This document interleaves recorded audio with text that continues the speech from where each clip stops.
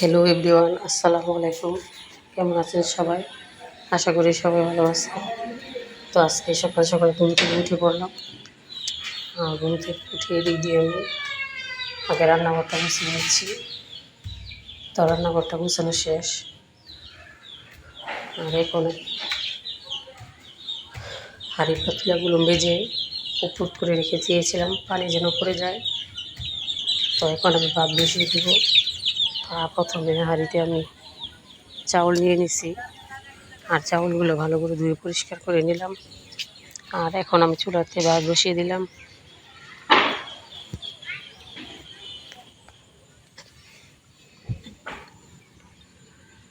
তো দেখেন, চুলাটা জ্বালিয়ে দিলাম আর ভাতে বলক এসে গেছে এদিক দিয়ে।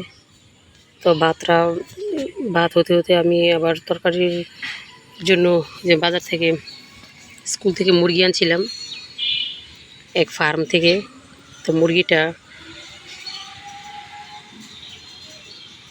কেটে ধুয়ে পরিষ্কার করে নিব। আর এদিক দিয়ে দেখেন আমি স্কুলে চলে যাচ্ছি বাচ্চাদের নিয়ে নাস্তা খাইয়ে। আর নাস্তা খেয়ে হাঁটার সময় খুব হাঁপিয়ে উঠছিলাম, কারণ খাওয়ার সাথে সাথে আমার স্কুলে যেতে হয়। তো আমার স্টুডেন্টরা আমার বাচ্চাকে নিয়ে চলে যাচ্ছে, আর সেও খুব আনন্দ ফুর্তি করে যাচ্ছে, কারণ সে স্কুলে যেতে খুব ভালোবাসে। তো সে স্কুলে যাচ্ছে আর ওদের সাথে কথা বলছে। ওরা একটা একটা করে প্রশ্ন করছে আর ও উত্তর দিতেছে যে আমার স্কুলে যেতে ভালো লাগে। তো আমার বাচ্চাটা খুব মাশাআল্লাহ, কিন্তু সে খাওয়া নিয়ে খুব বিরক্ত করে, সে খেতেই চায় না। এটাই আমার সমস্যা। আর খাওয়া দাওয়া না করার কারণে তাকে নিয়ে আমি খুব মুশকিলে আছি। একটা বাচ্চা যদি না খায় তাহলে সেই মাই বুঝে যে ওই বাচ্চাটা লালন পালন করতে কত কষ্ট হয়।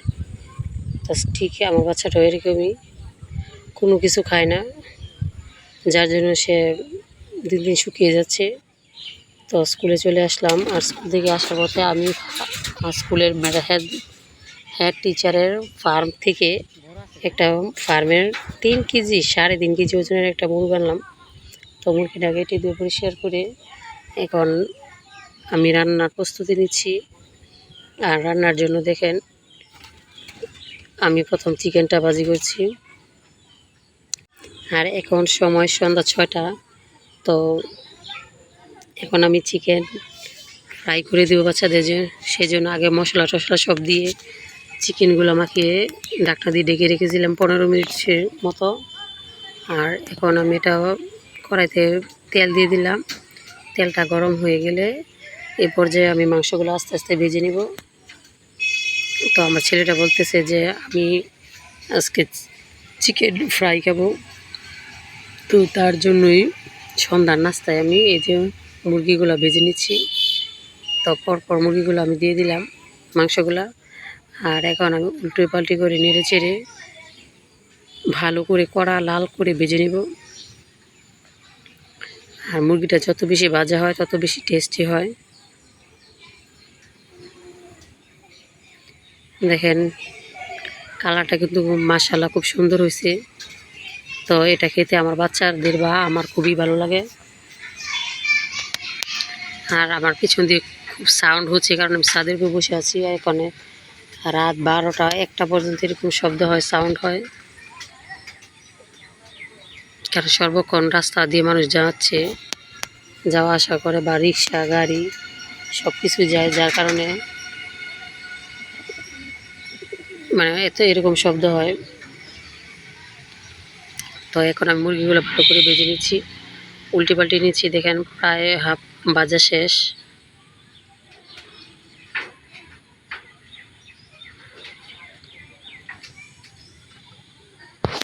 তো মুরগি ভাজাটা দোকান থেকে যখন কিনে খাই তখন যেরকম লাগে ঠিক তার চেয়েও আরও বেশি মজা হয়েছিল।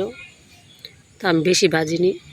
আর কেন এটা আমার প্রথম মুরগি ভাজছি, যেহেতু প্রথম সেই জন্য অল্প নিয়েছিলাম, যে ভালো না লাগলে খেতে পারবো না। আর এখন দেখেন এটা ভাজা শেষ। তো এটা উঠিয়ে নিয়ে এখন আমি মাংস বসিয়ে দেবো। আর মাংস বসানোর জন্য প্রথমেই আমি মাংসগুলো ভালো করে ধুয়ে পরিষ্কার করে নিয়েছি, তারপর মশলাগুলো বানিয়ে নিয়েছি। আর আমি কিন্তু তরকারি রান্না করার সময় জিরা, হলুদ, মরিচ, ধনিয়ার গুঁড়া, লবণ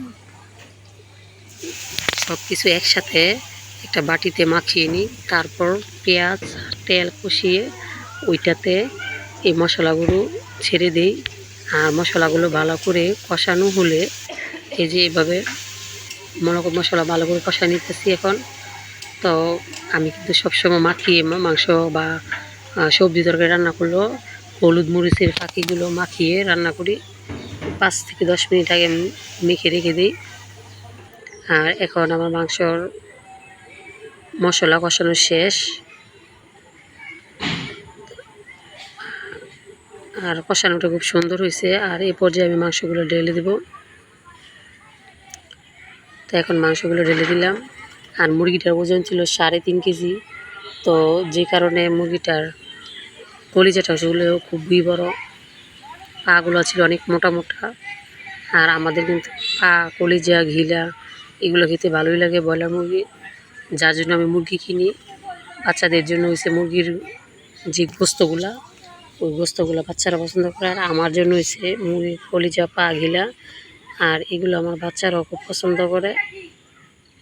তো এখন দেখেন আমার মাংসগুলো আমি নেড়ে চেড়ে মশলার সাথে মিশিয়ে নিচ্ছি। একসাথে আলু দিয়ে দিলাম। তো এখন ঢাকনা দিয়ে ঢেকে রাখবো।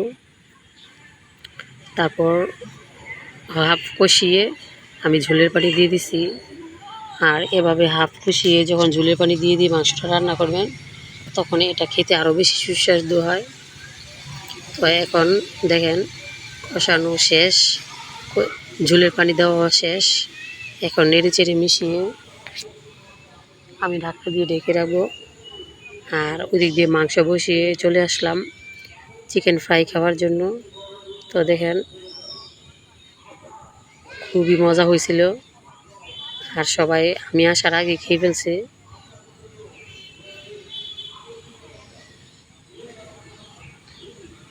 তো খুব মজা করে খেলাম। আর এদিক দিয়ে দেখেন আমার মাংস রান্না করা প্রায় শেষ।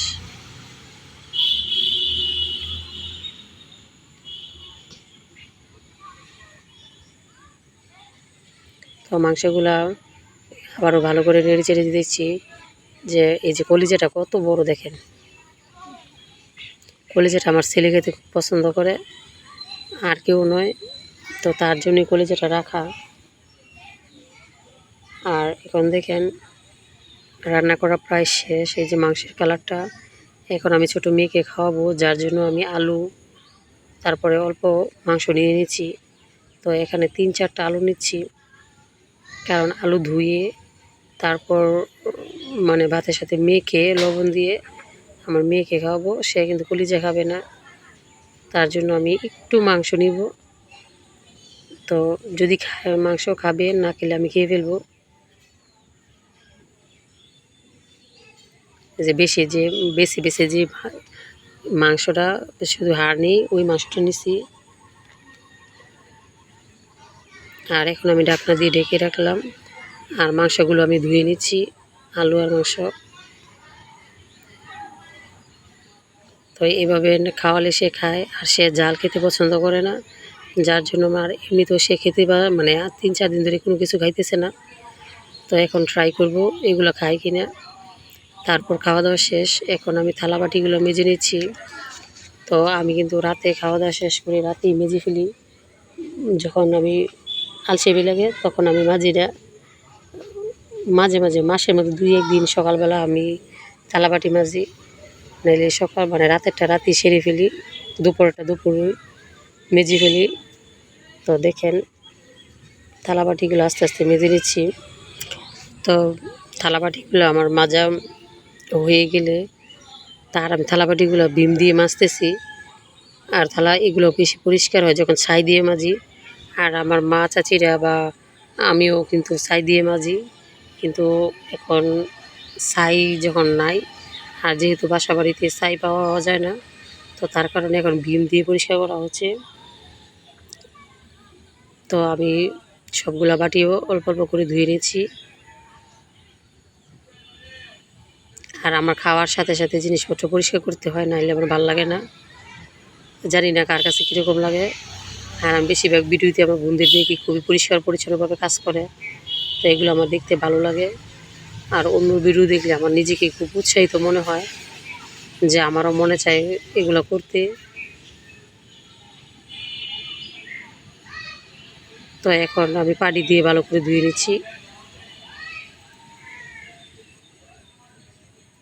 তো দেখেন আমার থালাবাটিগুলো মাজা শেষ, এখন পানি দিয়ে ভালো করে ধুয়ে উপর করে রেখে দিচ্ছি। পানিগুলো পড়ে গেলে তারপর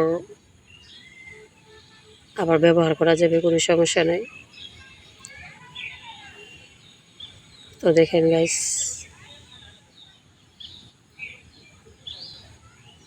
থালাবাটি মাঝে শেষ। আর এদিক দিয়ে দেখেন সকালবেলা আমি ঘুম থেকে উঠে আগে ভাত বসিয়ে দিলাম কুকারে, তারপর আমি বিছানার চাদর ধুয়ে দিলাম সকাল সকাল। তো সকাল সকাল বিছানার চাদর ধুয়ে পরিষ্কার করে ধুয়ে আমি এখন এটা ছাদে লেড়ে দেব। আর এদিক জিন্নে দিয়ে আমি ভাত খাওয়ার জন্য বসে গেছি। আর ওইটুকু ছিল আমার আগের দিন রাতের ভিডিও। আর আজকে সকালবেলা আমি কাপড় চাপড় ধুয়ে পরিষ্কার করে স্কুলে চলে যাচ্ছি।